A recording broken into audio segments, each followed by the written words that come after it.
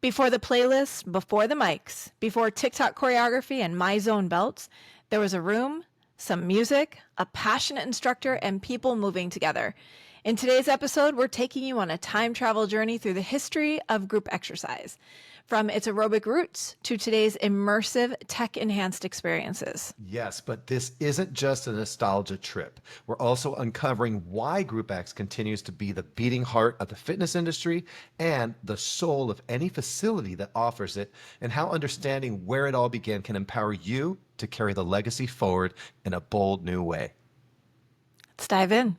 Hey there, welcome to Group X Appeal. I'm Kimberly Glick. And I'm Terry Shorter. We're excited to bring you this hot and sweaty podcast. With over 25 years of experience each in the health and fitness industry, we're here to share hilarious, heartwarming stories from our lives and careers. And offer practical nutrition tips, expert exercise advice, and strategies for holistic well-being and a positive mindset. Group X Appeal is your go-to source for inspiration, motivation, and a few laughs along the way. So tune in and let us help you be the healthiest, happiest version of you. Welcome back to Group X Appeal. Kimberly Glick here with Terry Shorter. We are so glad you're here because we are taking a walk down memory lane today. Yeah, a little history class. I mean, I don't remember all of it. I haven't been doing it that long, right. But we are going to talk about kind of where group exercise began, because it didn't begin as group exercise the way we know it today. Sure. So we're going to talk a bit about why group exercise took off, why it has stayed, the kind of cultural and economic impact of Group X, as well as how it is now a wellness pillar, why it still works so beautifully today, and what you as instructors can learn from the past. Yeah. So let's go through a brief timeline, do you think? Yeah, let's go back in time. Should we go all the way back to the 70s where it began? Where it all began. Why did you just bring on porn music? That was weird. That was weird. That's 70s strange. music to me. I don't know. Sure. What were you watching in the 70s is what I want to know. I wasn't even born yet. You were so born. You were so born. But you are way too small to know that music, that is for sure.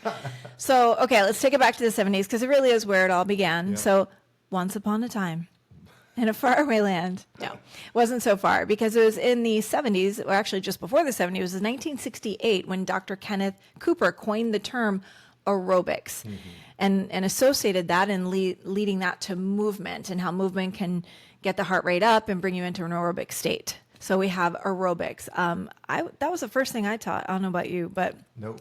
Oh, still, I wasn't born yet. Yeah, you keep believing that.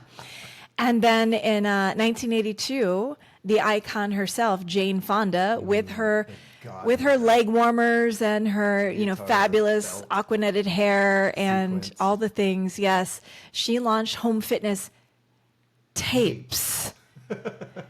Not streaming, not even DVDs, but tapes.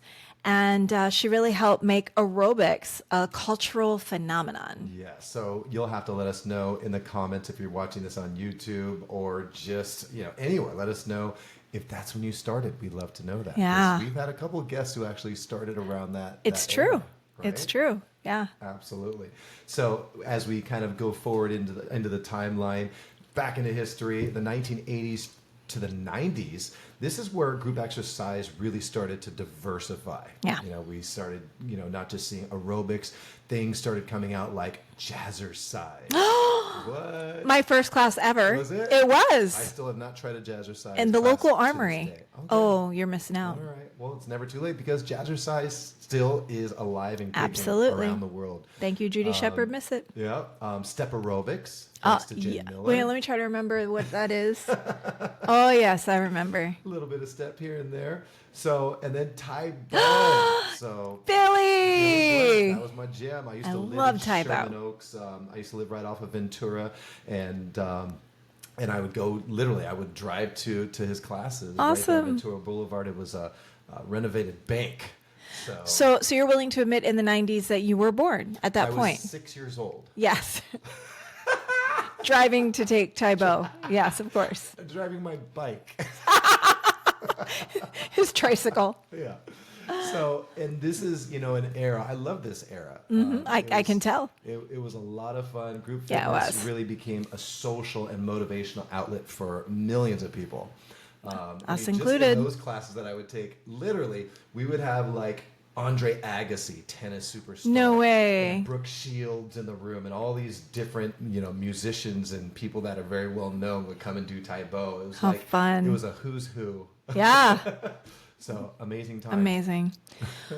Well, then we get into the 2000s, and now more, branded fitness and like fusion concepts started to surface. Things like Les Mills, if you're familiar with the formats like Body Pump, Body Combat, and of course Zumba. Yeah. Zumba has become a word synonymous with dance, Latin dance, spinning, Yeah. and in fact, spinning has become kind of the Kleenex of indoor cycling, because everyone refers to indoor cycling as spinning, even though spinning is actually a brand name. We refer to it as indoor cycling. Right. It's kind of like, instead of a tissue, you say, "Can I have a Kleenex?" Well, it's not a Kleenex. It's a Puffs, but yeah, go right ahead. Or it's not Jello, it's gelatin. Oh, We can go on and on with all of these. but we digress. Yeah. But these types Or of formats Google really started to gain. Is that your Google it? Google it, Yeah. Google it is now for me talk to text. Yeah. Yeah, I don't do this anymore. It's just this. So you Google it and I'll Google it. But those types of formats started to gain more global traction for sure. And then of course, yoga and Pilates began merging into kind of mainstream group fitness programs and formats, which was really cool. We both loved that coming into play. Yeah, so it wasn't just for the hippies or the granola folks That's from right. Berkeley, like my mom and dad. Oh gosh. So, love it. Yeah, and then we move into the 2010s. This is where mind body technology, tech, and boutique studios started to Yep. pop up everywhere. Formats like BAR, Yep. like HIIT, high intensity interval training, boot camps, and Big functional time. training really entered the scene and started to flourish. You started seeing more and more people wear like wearable tech. They Absolutely. wear heart rate monitors, and different app integration started also happening as well to enhance the experience. Soul Cycle. Oh, yeah. Boutique. I love Soul boutique Cycle. spot, It's a lot of fun. Orange Theory and other Yeah. boutique group training started, facilities started exploding all over the place in Yeah. popularity. And as a result, it took us into the 2020s? 2020s. Oh my gosh, that's where we are now. Here we are. Here we are. That midway our journey comes to the present now.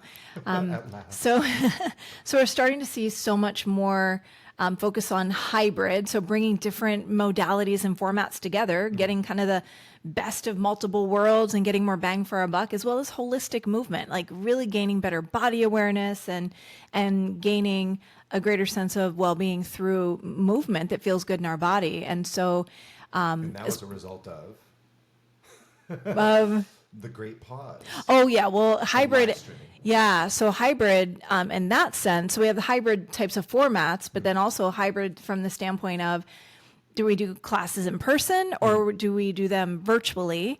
And yes, with the Great Pause of 2020, we were kind of already moving in that direction. It's not like Peloton didn't exist yet. I mean, things like that did exist. You could work out virtually, but COVID, the pandemic, really fast forwarded that in a big way. And thankfully, when the world started opening up again, it's kind of swung back. And I think we're aware and we're heading in the direction we need to head, where both are viable. In-person classes are booming again. Yeah. And a lot of people are getting healthy from, the comfort of their own home with a virtual as well, which is fantastic to be able to have both options. So now we have virtual and live stream. They're both they weren't just vital during the pandemic. I think they're vital now, just so that we have options for people and we lower the barrier to entry so more people can be involved. And then we've got the focus on, community and connection, mental health, and a lot of focus on recovery.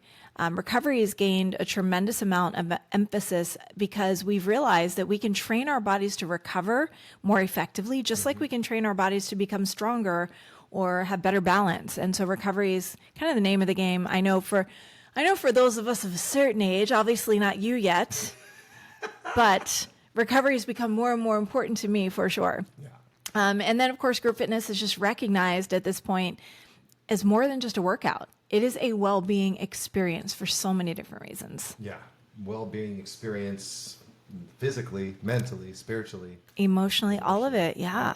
Absolutely, for sure.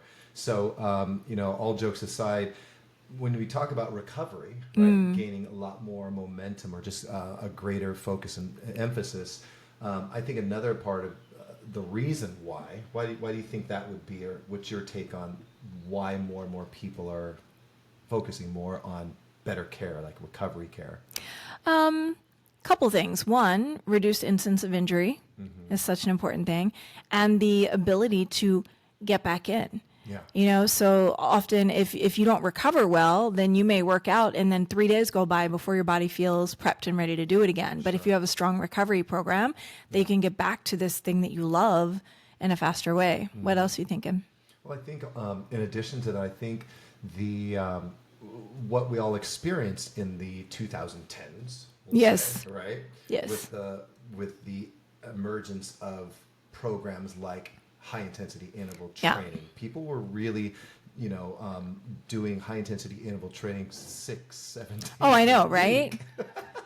Ill-advised, people. Ill-advised. Right, but because it was such a thing, it was such a Yep, fad. I it think was a fad. people may have perhaps Very overdone trendy. it in realizing it now that that they need to kind of go swing the pendulum in the opposite direction in order to feel better Yeah. and perform at a much more optimum level. Yeah, So, definitely. It's a really important part of your wellness routine is to recover. Got to recover. absolutely. So in terms of the different types of group exercise classes that There's are out so there many today, now. There's so many. We'll just kind of share the umbrella. Okay. And then in How terms many of how many genres can you name in 20 seconds? Go. 20 seconds. So we'll start with cardio. We'll start with some cardio and endurance. We'll do dance. We'll do strength. We'll do combat. And we'll call the other one, let's say, mind body. How does that sound? Is that Yeah. pretty good? That's a pretty darn good list. You didn't need 20 seconds. I No. gave you way too much time. So those are the general, I think, the big headers. And there's Yeah, a lot programs falls that under fall each underneath. category. Yeah. Right. But which types of those modalities that I just mentioned do you currently teach today? I currently teach strength. I teach cardio and strength, like HIIT type style. Definitely combat, my kickboxing. Cardio, because I teach cycle. And mind body, I still teach yoga. teach it all. So, oh my. Except dance. But you love to dance. But though. that I do love to dance. And you just I took do up love some to line dance. dancing. I From did. what I saw on, I did. Instagram. I went line dancing. I'm becoming a country girl. You'll see. That's group exercise. Normally I say you can take the girl out of DC, but you can't take the DC out of the girl. But you might be able to squeeze in a little country. A little bit. It's possible. So let us know which genres you're currently teaching, or perhaps the genres that you enjoy taking that fit under any of those categories. Which ones are you teaching? I'm sorry, I didn't mean to scratch you. It's all good. Cardio and endurance. I teach cycling class, not spinning. Yeah, but, right. cycling- Not indoor spinning, cycling people. class. Stop saying you're coming to our spinning classes. Combat style as well. Yeah. Rumble is our program. Mind body. So I teach yoga, vinyasa, and some soul and some warrior sculpt. And then strength as well. So I think you actually are teaching all the things. All the things right now. Yeah. Yeah. It's Dance- nice to have dance- balance. It is. I love balance. I love the harmony that I've created. Oh, he brought it back I to learned it harmony. from her, So, my sister. so to double down on the question Terry asked, with your current schedule, do you feel like you have harmony? Do you feel like you have a good kind of breakdown of what you're teaching, or are you maybe teaching too much of one thing? I mean, how are you feeling as far as your ability to recover and feel good in your body on a day-to-day basis? Because I now, 32 years in, am teaching my favorite, most healthy schedule I've ever taught in my life. 10 classes a week, but broken down into so many different formats that And I how long feel did that take great. A little bit. Just a little bit. See, bit. we grow wiser as we It is true. add on some years. Know better, do better. That's right. Mm-hmm. Absolutely. So I wish I would have known now. Right. 10 You years wish you ago. would have known now. 10 years ago what I know now when I was 16. I know, So- right? Oh my gosh. I would not have taught 15 high-low classes a week. I Oh, would have been geez. like, oh, not a good idea. Right. Like, Right. like sister, heel spurs are coming, but Right. whatever. It's all good. You're still thriving, girl. Still thriving. More than ever. Live and learn. Should we cover some stats? Ooh, she loves stats. I do. too. I'm We such a love nerd numbers. for stats.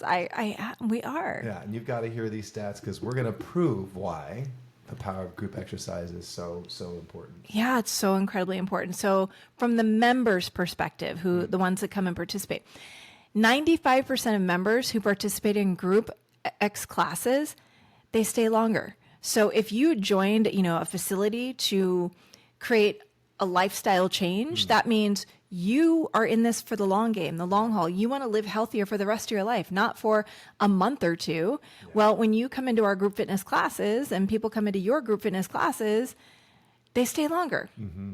So encourage your members to take classes because it's got that stickiness, that stick-to-itiveness that helps them stay with us longer as members. And then, of course, group exercisers tend to go to the club more often. And the stat is 3 times more often than just solo gym goers working out on their own. That's a huge difference. It's huge. 3 times more often. I mean, we know consistency is key. So if you want to be consistent, we got to encourage people into our classes. And then, of course, studies show that Group X enthusiasts, they have a much greater chance of achieving and maintaining their results. Why? Because there's an enhanced level of motivation. There's accountability. There's this built-in community that you're now exercising with who will miss you if you're not there. And they'll call you out. And they'll be like, where were you?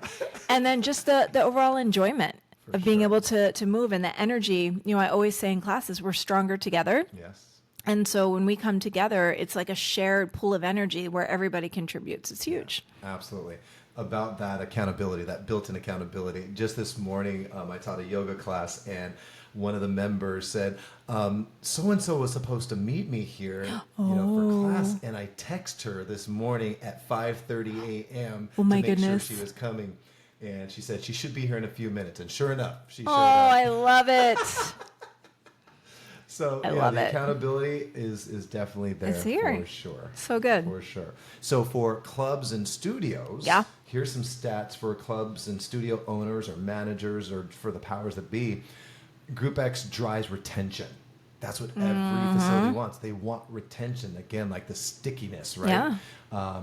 It also drives revenue. And of course, like Kimberly said, the community. Yeah, right? and that retention is such a big piece because any business owner knows it costs more to get a new customer than to maintain an existing customer.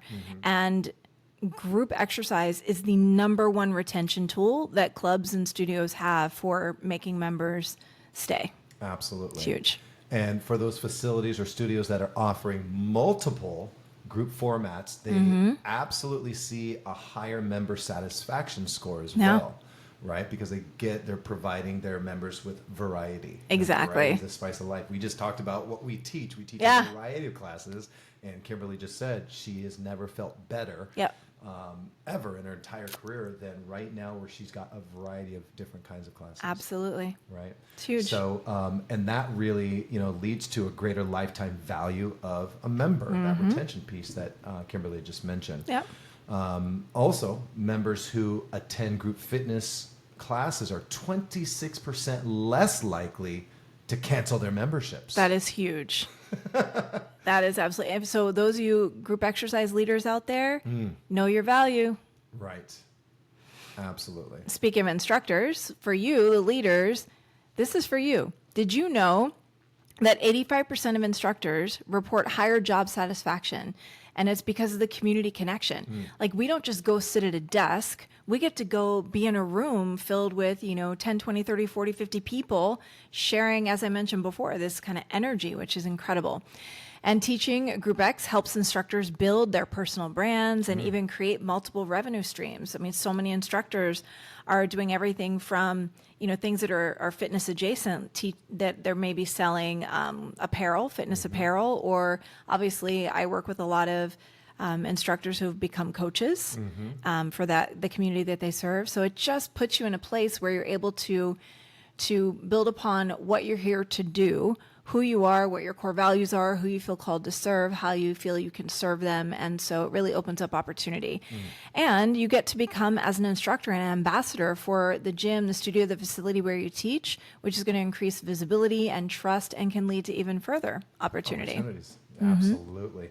So career advancement in so many different ways for an instructor when you are part of a group exercise community. It's huge. For sure. So it's all in all, it's not just a category on a schedule. It truly is a movement. That's what group fitness is all about.